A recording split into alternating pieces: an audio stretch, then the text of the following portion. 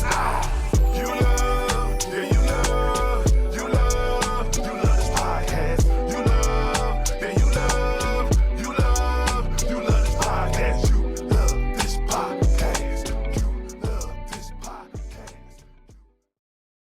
Me and Bo a different breed. So who wanted with this?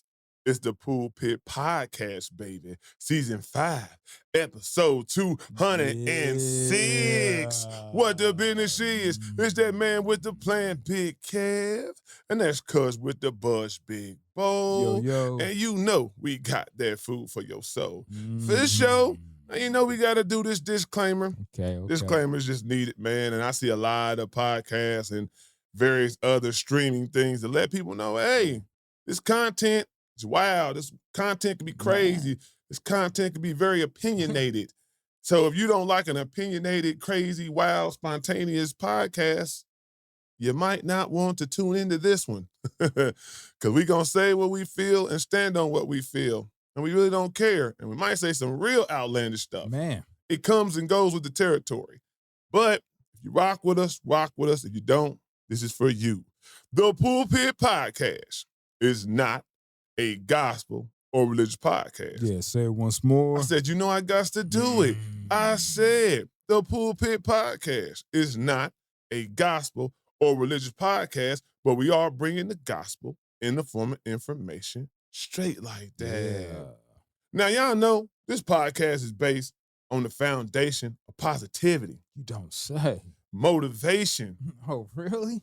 inspiration, Gosh. and most importantly, love. Now bring it on in, bring it on in. So we don't do anything without a weekly affirmation, and I got some short, brief, and sweet. Okay. Never let the regrets of yesterday destroy the hopes of tomorrow. Some people love to get caught in that depression. They love to get caught in that sunken place of what was. And sometimes it's like a relationship. Okay, you're not with her, you're not with him. What do? Either you find a way to fix it to get them back, or you move on, right? You got two choices. Either or, right? Depending on how that relationship dissolved and how your mindset is, right? In life, you lost your job. What you gonna do? You can either sulk, cry over how your bills is piling up, or you can get up off your shoulders, find another job, find a hustle to make ends meet till you find that new gig.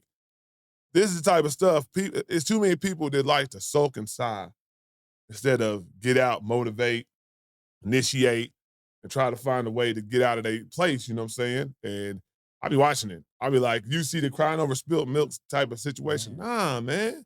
We creators around here. And to be a creator, to have a creative mindset, it means, hey, I'm a hustler. Natural born hustler. You create ways to make revenue or ways to make a path out of whatever situation you're in. And plus, you got to know how to lay dormant during the drought. Oh, yeah. You got to work on yourself. Yeah. You know, to get to, you know, hey, no. But people who don't work on themselves don't go through they live and lay in the regret.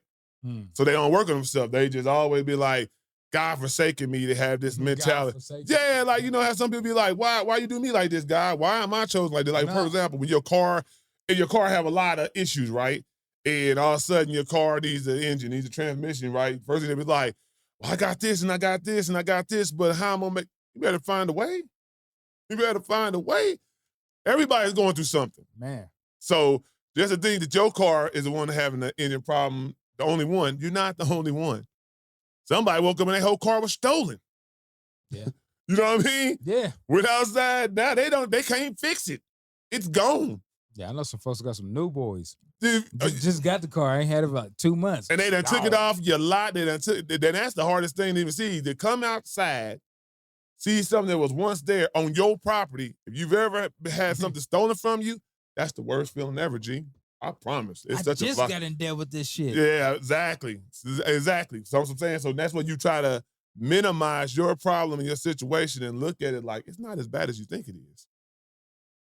So don't live in them regrets. Jay-Z said you gotta learn to live with regrets, but don't live in the regret. It's a little different, whatever. Yeah, you know, it's going around a lot more. For sure. But what's good, Bo? How was your week, bro? Busy, just busy. working. grinding, got them forced days. You know what I'm saying? getting this money. Yeah. Spend that shit. Spend that shit. Spend that shit. Hey. Hey, you know what I'm saying? I don't promote scammers, but that is a bop. We ain't gonna front on this. Man, that's my shit, man. Scamming. Hey, the beat and with the oh yeah, guitar. the hook kills it though.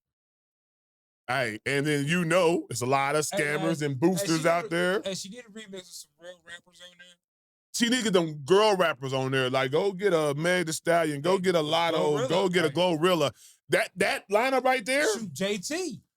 Cardi B. Hey. If you get that lineup right there. Like how they did the Scammers remix? The night with the Ladies Night with the Brad MC Light. They did something like that. They can it's time for it. Women, y'all need to stop beefing and get together and make a collaboration song of all the elite women MCs in the industry right now. And that is the perfect song to do it. Yeah, that is. We said it first. Hey, we said it first. We groundbreaking around here. We said it first. I'm a tagger. Young Miami. We need that remix. I don't know if y'all got internal beef because y'all beef with different women every day. They beef with each other, yeah. I just saying, I don't know. You never know. You look good. They cool, and next thing I don't like the way you talked about my purse or my bag I had, and you was looking at me the wrong way. Women will beef for the smallest reasons. Right. So I don't know if y'all beefing. If y'all not, them names that we called out, we need y'all. We need y'all to get on that cut and make it bigger than what it already is. That's but hot, though. It's hot. It's hot, though. But PB fam, hope y'all ready for a good show. Hope y'all had a great week. We're going to go ahead and jump this show off, and we're going to say rest in peace to a musical legend, icon. Legend. Clive Davis passed at the age of 94. Man, I didn't realize how old 94, that's a lot of living. That's a lot of living. That's a lot of living. And, there's different stories about him, how he, taught Diddy everything he knows. So people going to run with the narrative that there's a lot of skeletons in the closet type deal and whatnot. But right now, we are going to honor the memory. We'll get to that later when they come with the documentaries. Yeah, when that comes out. Yeah, when that comes out. But right now, that's all speculation. That's all assumption and speculation. We gonna it's okay, bro. I mean, just the different people he signed and put out there. Aretha Franklin. Whitney Houston.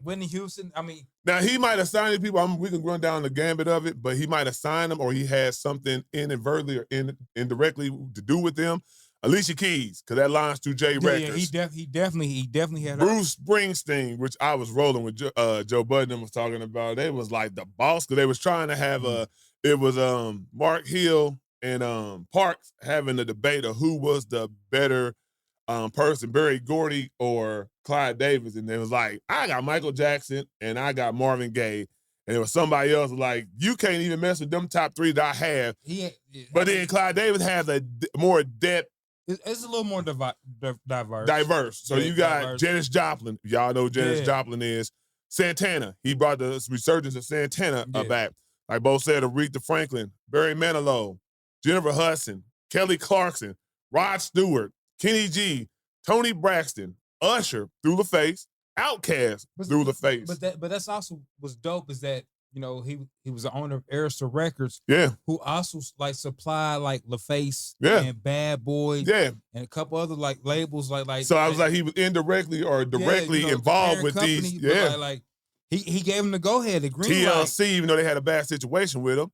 Notorious but that was not Clive. That was more. Well, I'm just saying their manager. Yeah, but it intertwines to Clive because it's always gonna go to the head. But that's also too. That's also the business of the business music industry at that the time. The music business at that time. Yeah, they want out their record deal. Who you got to go to? You got to go to the heads. If they don't let me out, now we got beef. Yeah. So that's how Faith Evans, Aerosmith, Billy Joe, Chicago, Earth, Wind and Fire.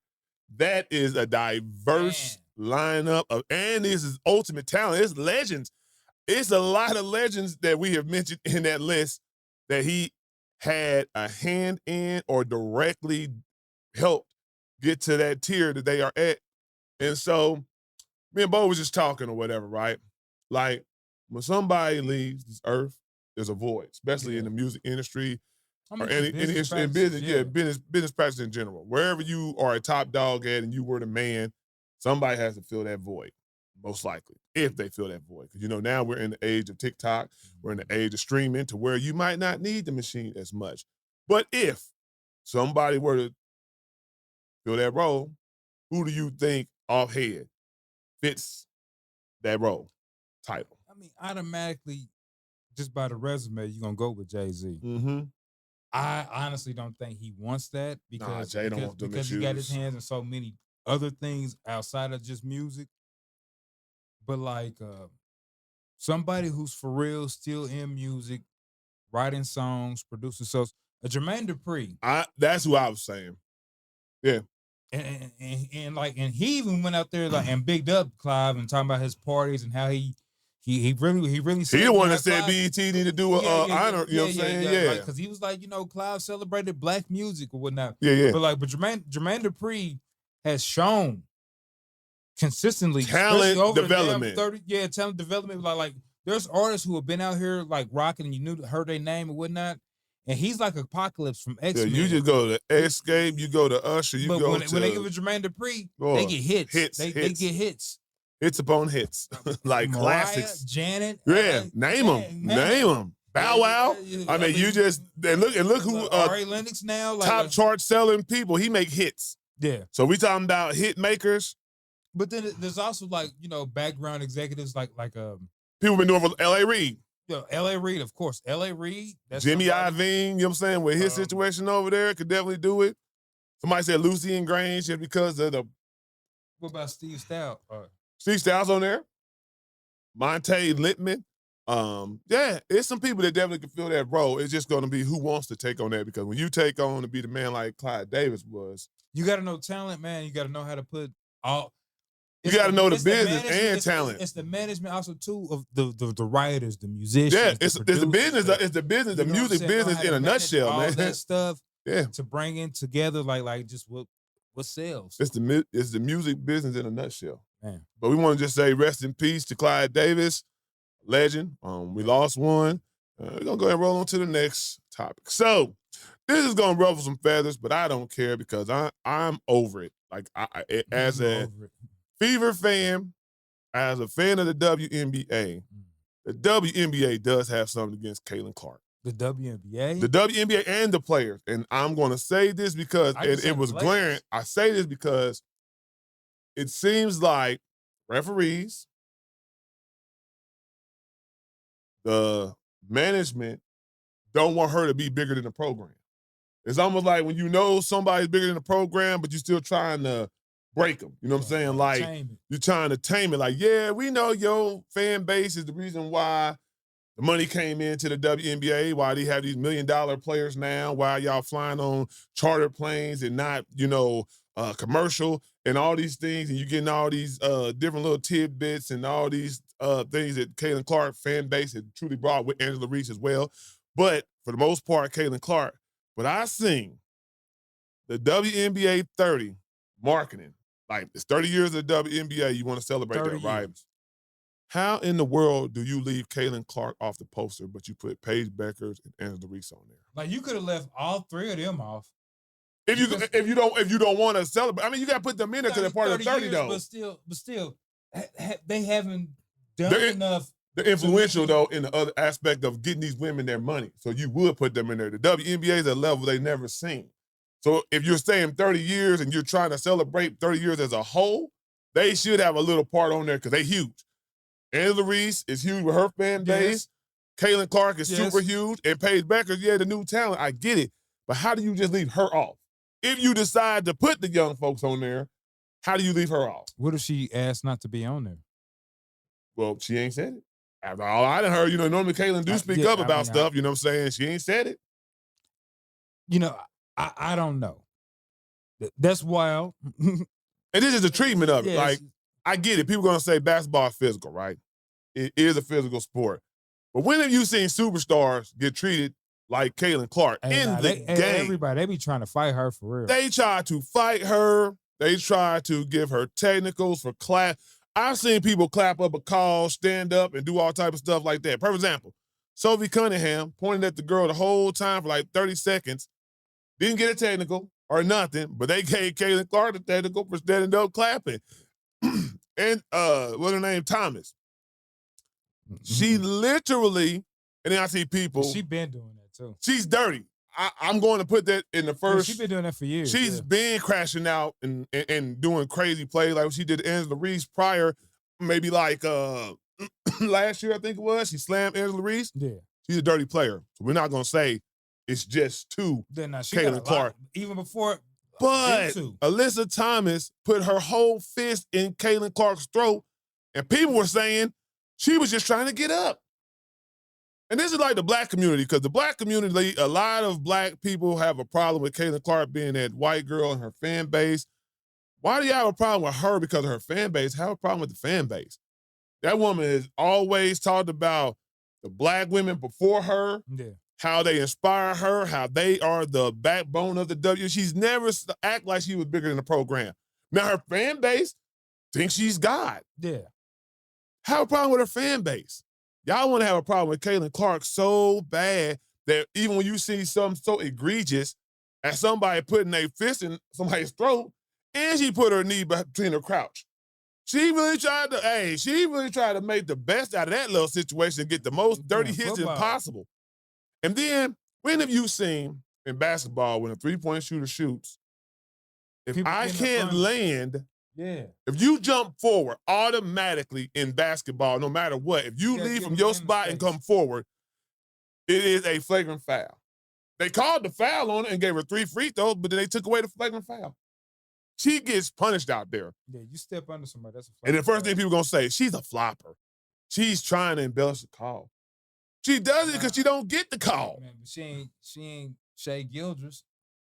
But what does he do? They start doing this when you getting bumped off the drive, you get bumped on your and you trying to go hard, the referees don't acknowledge that. They like, oh, well, he didn't bump him that hard, you know what I'm saying? Because you don't show it. So, of course, they make the net go back and act like they got killed. I need to make sure that you call this because you're not doing your job.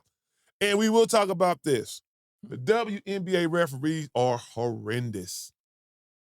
So they miss a lot of calls. I watch the WNBA. I watch multiple games every day. I'll be betting on them for most part, but I watch these games intently, and they miss calls all across the board. But it just does seem like a different officiating when it comes to Caitlin Clark. As good as she is, as much as she drives to the hole, she'd be going to the free throw line a lot more. And they want to play her physical. They play her differently than everybody else. Like, they told, hey, play her physical. Try to get her off of her game. 94 feet, push her, hold her, do whatever you got to do to aggravate her or get her off of her game. Do it. So I'm just like, take the race out of it. Let's look at what's really happening. First thing people want to say is black and white. They making it, and then they try to say, I seen an article said, since Caitlin Clark came, everything's about race now. No. But that's on both sides, though. Her fan base is mostly a lot of racist people. I'm not going to lie. They were looking for the great white hope. They were looking for a white basketball player in a league full of black, talented women who had been carrying the WNBA for a minute. They wanted that one to be like, we got our Michael Jordan of women's basketball, and she's white. So now they're happy. The problem is black people do the same thing. Like, first thing they do, Caitlin Clark hoop out. Oh, Olivia Miles is better. Well, she and Angela Reese. Like, they always compare as soon as, why can't that person be great in their own right? You know what I'm saying? Like, Olivia Miles is a hooper and will prove herself as time goes on. But you can't say she's better than Caitlin Clark because she done had a couple good games. I don't know much about her. You never, boy, you gotta have to get up on your WNBA. Olivia Miles is an exciting rookie that's been averaging probably like 18 points from Minnesota Lynx with the Afro. I know you're talking about. But then Paige Beckers come, and Paige Beckers like they want to. That girl can hoop. They want to compare Paige Beckers to Caitlin Clark. Paige Beckers is a hooper. Some Kyrie. All of this. Oh, she's a hooper. She's a hooper. That's what I'm saying. You can love everybody in their own right for their own skill set. Yeah. But you don't always have to make it about race. You don't always have to make it about, oh, well, Caitlin can't do this. Oh, well, she's not better than her, or she's coming for Caitlin. She's the best. You know what I'm saying? Why does always got to be so much comparison? Just love them women. WNBA is thriving. It's a lot of talent in that league. Love them women. Let them women be. And let's take the race out of it, man. I don't think that sports should be the place where race don't You know what I'm saying? Really Man, you can't blur the get away line. from that period. But sports normally, because they play with each other, is where you normally don't see. Like, you don't hear the NBA, no fans talking about race, do you? Nah, but they be fans calling the players nigger. But I mean, that ain't got nothing to do with that. That's your hecklers. I'm talking about as far as the fan base going towards somebody trying to shape the way calls are made, to shape the, you know what I'm saying? There's no other sport except the WNBA that has that situation where a fan base can change the structure of the league.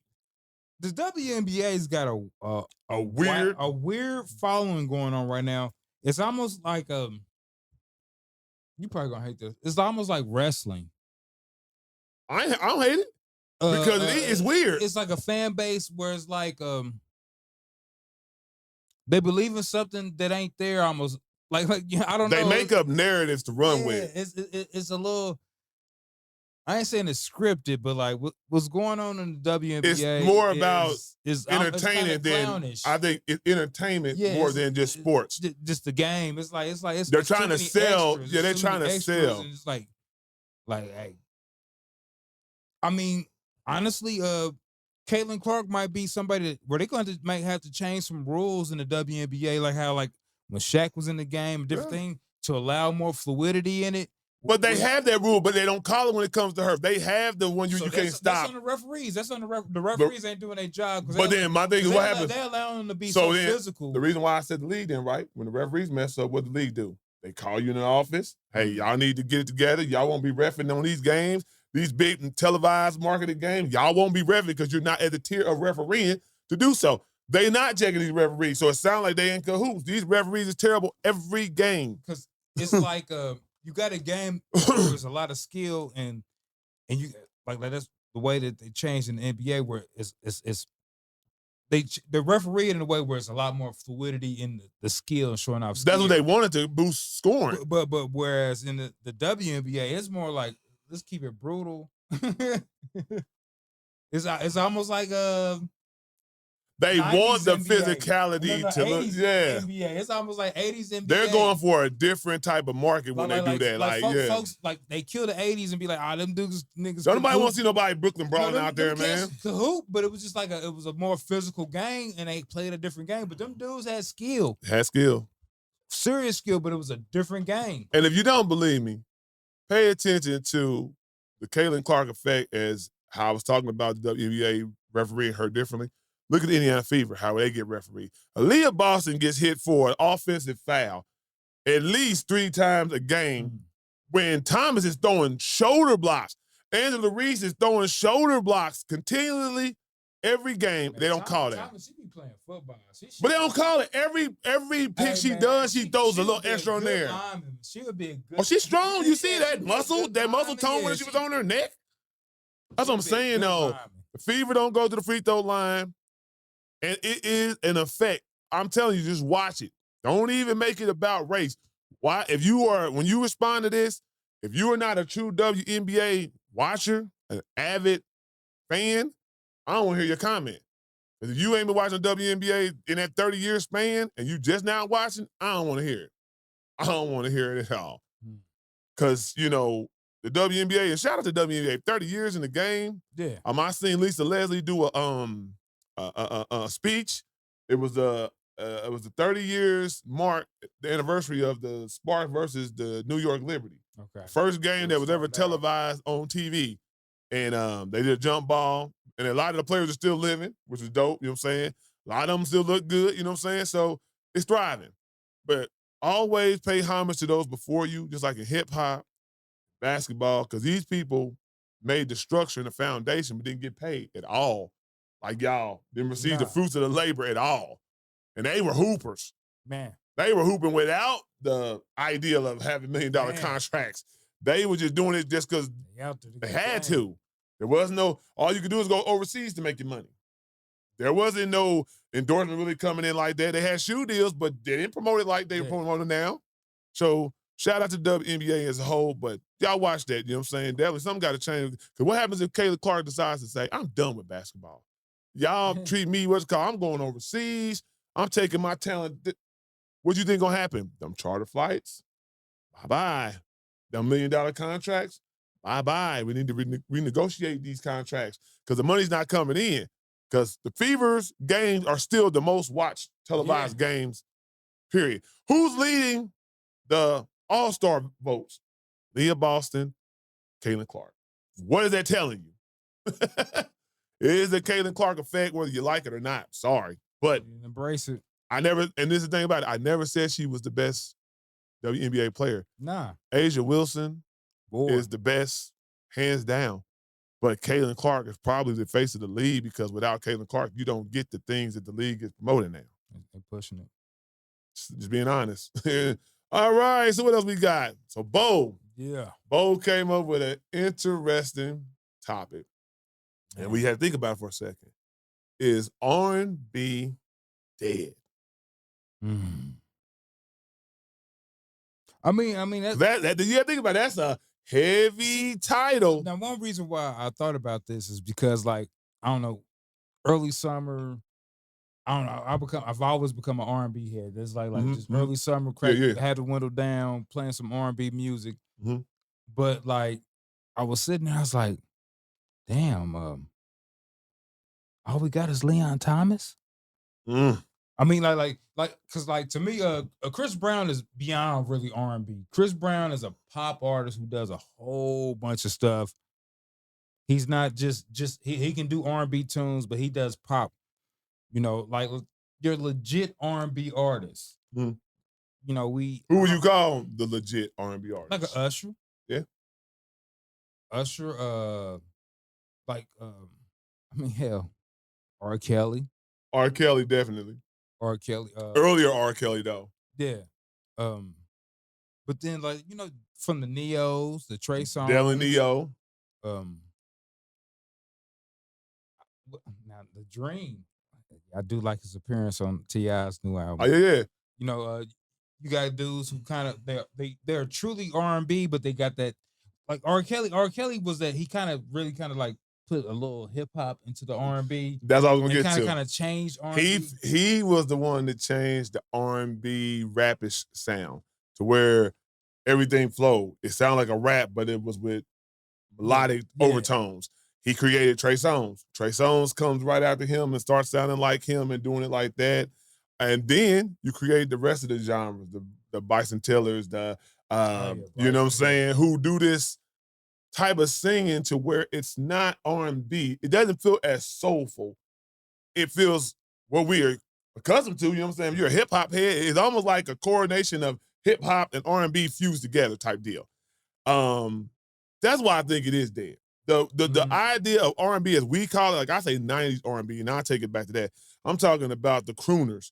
We're talking about the guys, the Aaron Halls, the Jodeci, the Gerald Leverts, the stinking off head of people who I think Johnny Gill, the Freddie Jacksons, the Luther Vandross. And Freddie Jackson, didn't he just pass too? I don't think Freddie Jackson passed.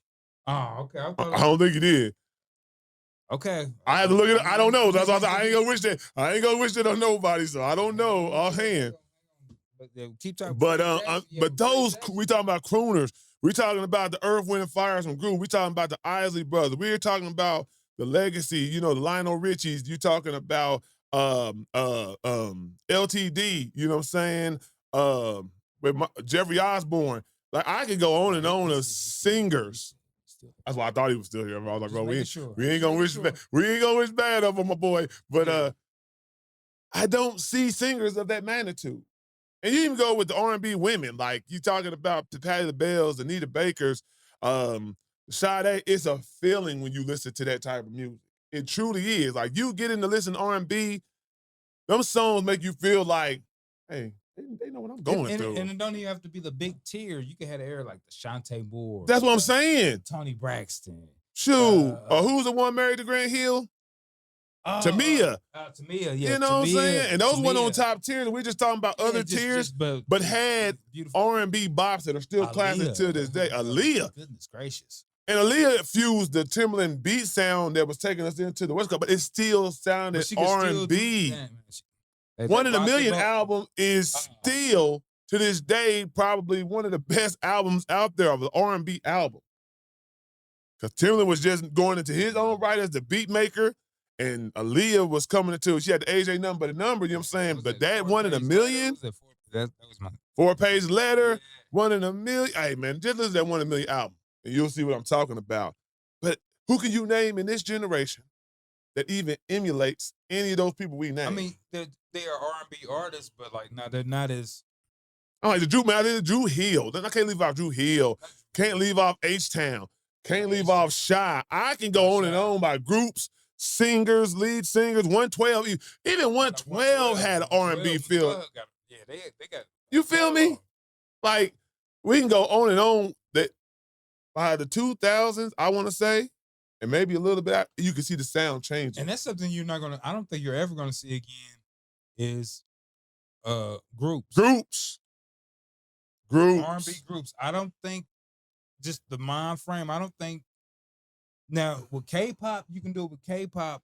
Is working with K-pop, but like as far as actual R&B, they really not jiving. Because K-pop is their own lane too, so it's giving something fresh and new. Yeah. K-pop's a new lane too, so and plus, they got a younger crowd, but like right. But I can't see an R&B crooning group. And see, the thing is, I think another thing is when you think about it, the decades and generations basically just jumped off the other one, but they didn't derivate from the sound, right?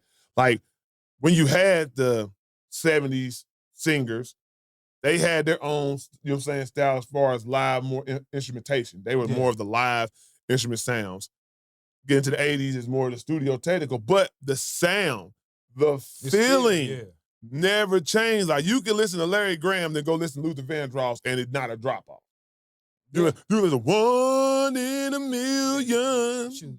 And then you go listen to you said Larry Graham. If only for one night, Earth, Wind, and Fire. And listen to Freddie Jackson. That's what I'm saying. And it doesn't drop off. And even goes down when you go from the Ushers to the R. Kellys, it doesn't drop off in sound. That whole little 2 to 3 decades of music was it. This new stuff, that's why I don't really get into R&B like that. Like when the news say a new R&B or person, they say, and they might even need to get rid of the title R&B for now and make it something different. R-hop. You know what I'm saying? Like, I don't know what to call it. I don't know what to call it, but I think it's an infusion of R&B and hip hop. But there are guys, you know what I would like to see? I was just thinking about this earlier because somebody was asking about like if Silk Sonic could do something again, which they don't have to. I'd rather see Anderson .Paak and Leon Thomas do something. I would like that collaboration. I agree. I think a whole album. That could be a great album. I think that's a good call, Bo. Just their styles, and plus two with them being musicians. The musician part is what's going to take over. I would just be Anderson playing the drums and him playing the guitar and jamming. They ain't got to sing. That musician artistry would create so many lanes to go with. That's what I'm asking for. I'm asking for Anderson .Paak and Leon Thomas. We're doing a lot of requests today. Hey, yeah, we're putting requests. We put it musical requests. Our musical We're tagging y'all. Hey, I do think that would be a great Anderson .Paak collaboration. Because that Anderson .Paak, that T.I. Anderson .Paak, oh man, that song is hard.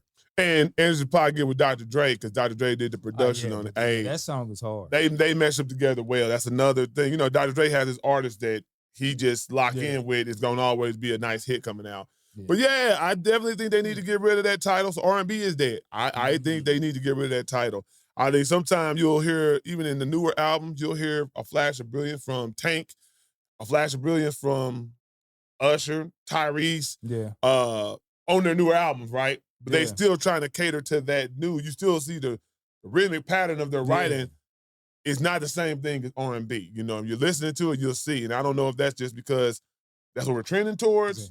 Everybody trying to be a rapping ass nigga. Rapping ass nigga. Hip hop rules the world. If you don't know about it, you know about it.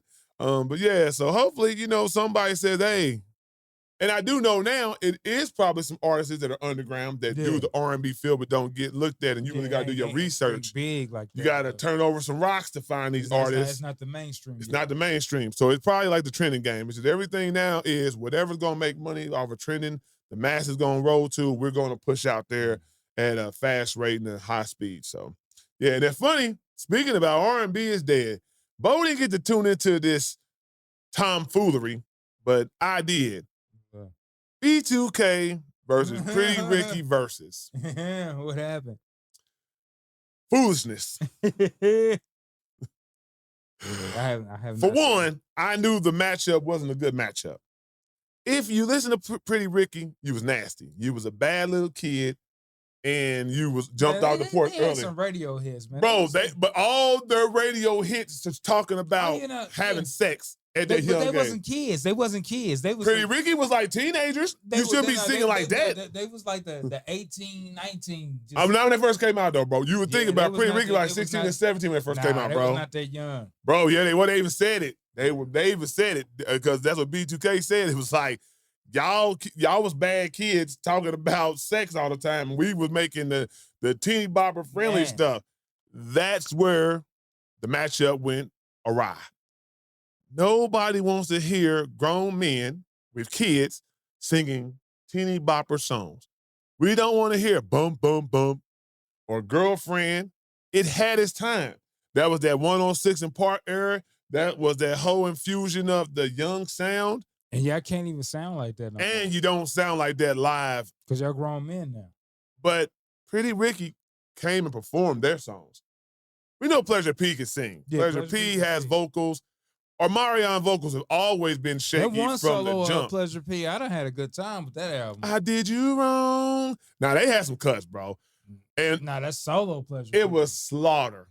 It was a slaughtering taking place on the stage. B2K seemed out of whack. It looked like they didn't perform. They weren't cohesive as a group. The singing, I heard Marion's backtrack, and I'm gonna tell you right now, I'm the type of person, I like my performance to sing without the backtrack. Show me you got it. Like, I don't want to hear where you off the sync, you know what I'm saying? You're not in sync with the backtrack, and we hear that tune or that tone, the tonality be like, oh, wait a minute. That wasn't the same note on You the got your album. little mic in the ear. Like, Yeah, that was I can't hear myself. When they say I can't hear myself because I can't hear to follow along with this song, and when I start singing out of what's it called, you're gonna hear it and notice it. Hey, let's run it back. Let's run it back. Yeah, B2K. I think they did that versus just to promote stuff because they were talking about the B2K new album coming I thought out. we had a tour. Omarion has an album that he dropped that Friday night. They have a tour. So anytime you want to promote something, versus becoming now the marketing tool to push out something brand new. I think verses need to get back to making real good verses, competition. Because lately it's just been uneven. Even the Tyrese situation was uneven, right? Like, he don't have the hits. The Tank is still making hits. Tank is still avidly making music. Tyrese is not. He makes it, but he's not making it like Tank. Tank is writing consistently for different artists. Yeah. He's tapped into the younger side of things because he writes for these artists. Plus, he got a new album coming out next month, matter of fact. Make the matchups to people who doing the same thing. Or make the matchup to people who stop making music and we're only going off their hits from the past. But we need to get some better lineups, G. Or it might be done. Oh, or it might have had his run. It don't had his run. Yeah, you right about that. It could have had his run. Yeah. We want it so bad because some people haven't done it, but Yeah, it might have had his run. all I know is there was some tomfoolery going on. There was some jokes being passed. They was telling, they was calling that nigga Fizzle Pop, and they was talking Not crazy Fizzle to them. They Pop. was like, what y'all niggas gonna do it for Little Saint? Because these niggas brought up the song from You Got Served. And yeah, it was hits back then, but nobody wants to hear those songs. So that's why they was like, come on, B2K. It was just a bad matchup. B2K should have went against another pop teeny bopper group. Who? Who else was around that time? Immature shit. It's about the same. I was about to say that's the same group. But if you gonna battle, I mean, IMX versus that is a battle. And if you want to say a celebration, you celebrating the teeny bopper friendly song, they would be perfect. Yeah, but they really was the same crew anyway. Under what is Chris Stokes? Yeah. Child molester. Yeah, well, I wasn't gonna say that, but it is the truth. Anyway, Chomo. Chomo, that's what they call them, Chomos. Chomo. Chomos. All right, so y'all know we do our nice segment everybody like that one has to go forever. And I'm always trying to find a lane to get into. So I thought we'd do it Kids Game Edition. One has to go forever. This is the outside games that we used to play as kids, bro. Hide and seek, freeze tag, curveball, Marco Polo, red light, green light. I'm gonna say Marco Polo because I done seen a couple niggas damn to drown playing Marco Polo. Marco Polo will have a nigga almost drowning. You find out some nigga can't swim. Trying to run in the water about 5 feet, 6 feet. Man, like, I can't swim. Like, hang on, what you doing in the damn pool? Marco Savo, we got to save this nigga. Boy, I would say Marco Polo too because of the water. You only play Marco Polo in the water. So it's like that just bringing about that. Like you said, people can't swim. We almost had deaths. Man. Trying to play a game, we almost had deaths take place in like somebody have a party, their birthday party, and they just having a party. We almost had a death. We had almost called the paramedics. A little boy almost died, drowned. Playing Marco Polo, you had to pull them up. They had to sit. They had to make them take a timeout. We didn't have lifeguards, but some adult was like, hey, buddy, just sit out for a little bit. Just catch your breath. Am I lying? Yeah, no, you're not lying. Don't let him back in the pool. Don't let him back in the pool for a little bit. Well, come in the house, baby. Come in the house. Yeah, come in the house, baby. Come in the house, eat some food, chill out for a little bit. Anything they could do to keep him away from that pool, they would go do it. So we go take Marco Polo off the list. Plus, I play curveball nonstop. Hide and seek made me athletic. We was running, chasing people. Neighborhood hide and seek. The whole neighborhood is the playground. Like, hey, man, you got to, especially when you the person trying to find somebody, like, hey, nigga, y'all got to come around the house. Too far out, I can't find y'all niggas. Okay, we got to change it. It was tag. Because you had to still touch him. Freeze tag. Yeah, you had to still touch him. Like, that was the thing. Like, that's what you held your athleticism. Was out here hiding, niggas hitting them football juke moves, boy. You can't, got you. Now you gotta run with But I'm saying hide and go seek when you the person trying to find people and people that ran around, missed such and such house. Hey, man, y'all got to come around our house. I can't find y'all in the whole neighborhood, bro. I'm in the foundation. Yeah. I be down in the foundation, looking at footsteps running across. And niggas hearing screams and runs. And niggas are quit. Look, man, I'm tired of being it, nigga. I'm tired of this shit. Hey, man, where Eric at? Hey, I'm in the foundation. Hey, y'all gonna find me or not? I'm tired of hiding. Niggas start yelling, I'm over here. I just walk out the house after everybody tired with some Kool-Aid, like, hey, y'all ain't gonna never find me. Or niggas that cheat and go in the house. The house ain't supposed to be on that limitation, not in the house, outside the house. I got around these perimeters. Punk ass. Yeah. I used to quit a lot. Like, nigga, I'm not chasing y'all niggas everywhere. Forget this. I done hit in the foundation. Niggas did not want to be found. When you was the person running away, you did not want to be found. Then you had some stupid nigga trying to hide behind a tree. I see you, nigga. Yeah. Nigga, I see you. I'm tagging you first. You too fat. You can't try to move around. The tree's an oak, but you're a little bit bigger than oak. So, for real. And we got some notable what Simon Says was a fun one. Mother May I, if y'all remember. Red Rover. Foursquare was cool. Hopscotch. Wasn't big on hopscotch, but I did more of a that was more womanly, feminine game. Like jump rope. Yeah, jump rope. I didn't do jump rope neither. Try to do it. I don't know how y'all. Yeah, y'all talented. Y'all do that jump rope, coordinated, talented. I'm gonna play basketball. I'm just gonna play basketball. There's other things that we played besides some jump rope. I'm pretty sure we can find something else outside beside that. Goes to the Graveyard. I know y'all know that one too. So yeah, y'all let us know if it's a game we missed or one of your favorites that you will rock with us on the same type of mindset. All right, here we go. Board games now, Bo. Mm-hmm. They always try to do a rainy day or couldn't go outside or they didn't want us to go outside. Go get them board games. Family night. Go get them board games out. So, Operation. Connect 4. Sorry. Candyland.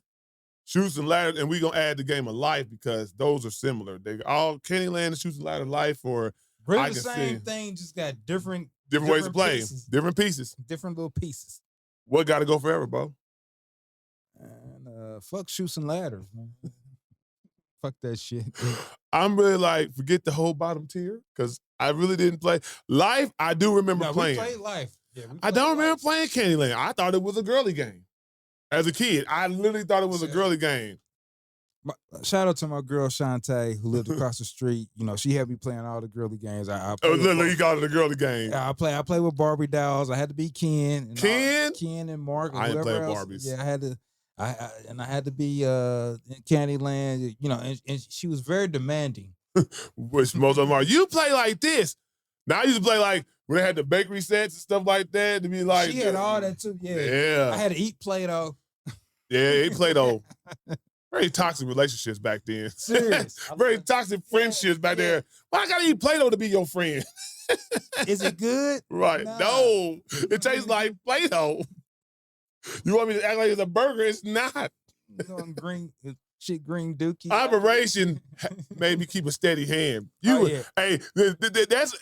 Operation teach you how to be cool under pressure, be shaking like a leaf. You don't want that buzzer. You got to get the funny bone out. The funny bone all shaped, all messed up. Be like crazy. Yeah, be shaking like a leaf, boy. You couldn't have been a dope fiend as a kid in Operation. You going out every day. Touch the ant. Oh, you got the shakes. Imagine a dope fiend trying to play. Imagine a dope fiend trying to play Operation for money, like if it was a game show. Be like, hey, you wanted to get some crack rock? All you got to do is take these bones out of this Operation game. We gonna serve you up an 8-ball. No. Like a Dave Chappelle skit. They get a steady hand. They be like, ooh, for what? No, nigga, they shaking like a leaf, nigga. They get shake. Be sweating like a motherfucker. But I imagine it being like a Dave Chappelle skit. It was like play some kid games. Hey, the nigga walked over the hot stoves and smoked his feet. You see how that nigga did on he said Fear Factor? He said, Fear Factor? This ain't nothing. I've done work for crack. And then sat and smoked a cigarette. And Connect 4 is a strategic game. Oh, yeah. You trying your best to outthink the person on the side of you. Sorry, I like Sorry. Sorry was a good game. Was Battleship another game that we played? Yeah, Battleship. We played Battleship. Battleship, we played. I like strategic games. F4. F4. God damn it. It's on my Battleship. I remember the commercial. We got a cruiser. Got a mothership. Hey, it's all type of stuff like that. But yeah, y'all let us know what game y'all played most or a game we missed. Now we're going to go ahead and get into this new music. A lot of new music dropped, singles and albums. T.I. Yeah, T.I. Awaited drop. Out for the back of Let 'Em Know, the hit single Let 'Em Know. It's still running. And it's still doing its thing on the charts. He has Mr. Him, you know what I'm saying? He got a few songs on this project. I will say T.I., if this is his last album, this is a memorable album to go out with. Production's good. He got Pharrell, has some Dr. Dre production. He has some Juicy J production. It's a good blend of an Atlanta vibe, but also more cultured. His sound is just not strictly Atlanta. And what I like about it, it's not like he's trying to be super gangster with it. He's really It's not a trap. It's not a trap. It's not a trap. It's like grown man music. Well, it's storytelling. It's a lot of evolution. But it's some good party songs on there. Definitely some party songs. It's a good summer album. But think about it, when you get older, what do? Like now you got money. You ain't doing what you used to do. You want to party. You want to just have a good time. All his kids on. That's the beautiful thing. He got Harris on there. Buddy Red. Buddy Red. Yeah. OMG Girls. What's her name? Shanique. I don't know her name, how to pronounce it, but his other daughter. Mm-hmm. He definitely infused a lot of family bass into this album. Damani and King didn't make the album or whatever. You already know how he rock with them. But you know he rock with them from that little stint with 50. So, but I will say, definitely check it out. It's a good project. It built up to the expectation. Now, you have the song "Let 'Em Know," and it's banging out there. You know, the letdown people. This is a good project. Good project. This is a good project. Good project. I had listened to it again to really, really set into it, but I would listen to it at the gym. I was like, it's nothing I thought was skippable. You know what I'm saying? That I need to skip or I didn't like the sound of. I dig the song with Usher. He got some radio-friendly songs. And I love the song with Anderson .Paak. The Anderson .Paak song, Where I'm From. The Usher song, Gorgeous.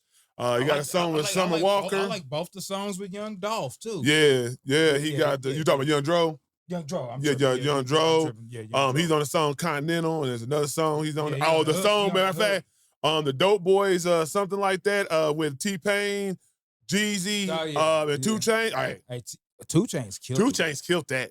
He killed it. 2 Chainz killed that verse. He did. He killed it. 2 Chainz killed it. Jeezy's Jeezy. Jeezy all got his own pocket himself, but 2 Chainz has the best verse on that album. On that song. Yeah, he on does. that song. He does. 2 Chainz. And then you got, T-Pain doing what he do with the hooks. Yeah, he got the hook. Definitely a good listen. Check it out. Big Daddy Kane. is having an album come out very soon, but he did an open bars where it's a beat. He rapped his verse, but he opened his bars up and opened the beat up to various people he tagged. You got 48 hours to respond. First person he tagged was Jadakiss. Jadakiss responded back in 24 hours with a Jadakiss rap. It's Jadakiss. Then he tagged Conway. Conway killed it. Man, Conway been on one period. Conway killed it. And then you got Billy Danes from MOP, if y'all don't know, is on the hook. And it's just opening it up. But guess who wants to get on there now? And I think he wants to try to get at Jadakiss is 38 Special. No, he been trying to get at Jadakiss. But they say he took shots. They say Jadakiss took shots at 38 Special on his verse where he said something about you want like a feature or something like that. Yeah, so you know people want to run with it. 38 Special ready to get at him. This been going on before this.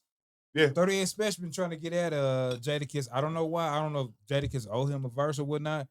But he been trying to get at him for about a couple months now. Yeah, because he said that basically he been trying to work with Jadakiss, but Jadakiss been ducking him, and he think it's because he killed him on a verse on a song. Jadakiss like, be cool, man. Like, I ain't ever ducked no smoke on nobody, so we gonna see. I guarantee you, 38 Special is making a verse, a 16 to this song. It's probably out right now. Big Daddy can't open it up. He literally just put it for anybody. Like, he said tag whoever do it now. He tagged who he wanted on the song, which that's probably gonna be on the album. But now it's open and it's a viral thing. You know, everybody, just regular local, up and coming, people gonna spit on this beat. I can't wait to see what 38 Special says. Shout out Big Daddy Kane still. Shout out and Max B. You having a run. Y'all having a run. You and French Montana having a run, but that might have been the stupidest thing you said since you've been out. You know what? It's a silly thing, but I love the fact that all it did is regenerate a vet. It lit a fire under Big Daddy Kane. Now, Big Daddy Kane was probably already because he's been torn. But I don't know if he was making an album though. He was living off his hits. Now he got an album coming out. So ain't no never tell you think I'm all for it. However we get it. These old heads is out here killing stuff. Cause Fat Joe's single is banging. Man, I'm him. Victory lap. Hey, I'm telling you. Now you got a video to it, and he got the whole New York out there off the New York. Hey, the parade. Hey, nah. Joe got that voice too. Like, people don't understand. Like, it's some rappers that have a voice that no matter what they say, it's going to resonate on the beat, G. And Joe's one of them. I wouldn't mind that 2.3. Carisha. Oh, yeah. 2.3. I ain't going to repeat that. Stupid. Yeah. Carisha. But, yeah, and who else dropped the old heads is winning? I told you, rap is kind of like trending towards the veterans again. It feels like. Yeah. Now they're getting active. They getting active out here. And when they become active, they showing, hey, there's still levels to this stuff. I can make hits in my sleep. But I will say, a young man is about to drop his mixtape. Should be coming out next week. 4200 Corey dropping a new mixtape. Okay. Local love. Big Bush got a new mixtape as well. I'm about to bump that. Yeah. The plug something. I don't know the other part of the thing. I'm at the plugs 2.5. Glorilla, Pooh Shiesty got a song called Maine. It's a typical Memphis banger. They doing they Memphis slang and talking the way they talk. Now you know how Pooh Shiesty sound, and then you got Glorilla with her slang, and hey, it's a hit.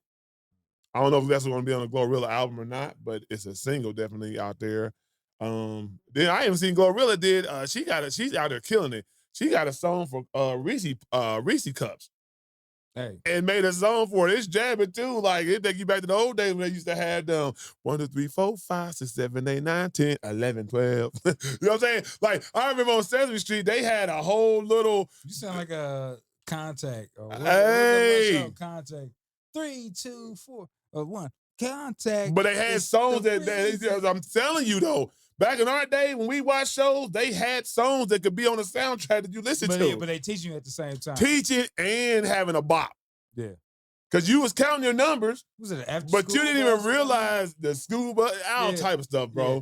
But that when I just did, you're learning how to count your numbers, but you probably didn't even realize it. Yeah. You just hear it in that rhythm, you know what I'm saying? And you see all the little colors on the screen that they was doing. You're like, this is great. But they was getting you smart. They found a way to tap in and make you start to learn. So shout out, like Reading Rainbow. Listen to when you sing that song. Rainbow. I can fly twice as high.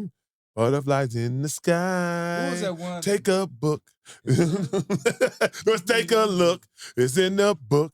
Reading Rainbow. That's what I'm saying though. But you was singing it, but they was trying to tell you to tap into a book. Now I still didn't tap into a book, but I sure watch Reading Rainbow all the time, for real.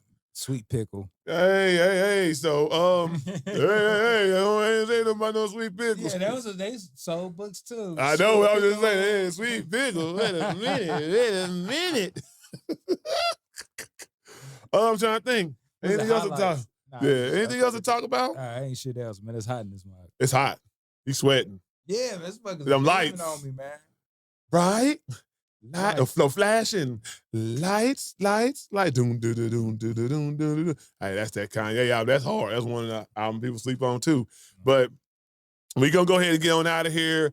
Looks like it might be a rainy day. I think we're supposed to have a rainy week. We in the summer. It's definitely gonna be hot.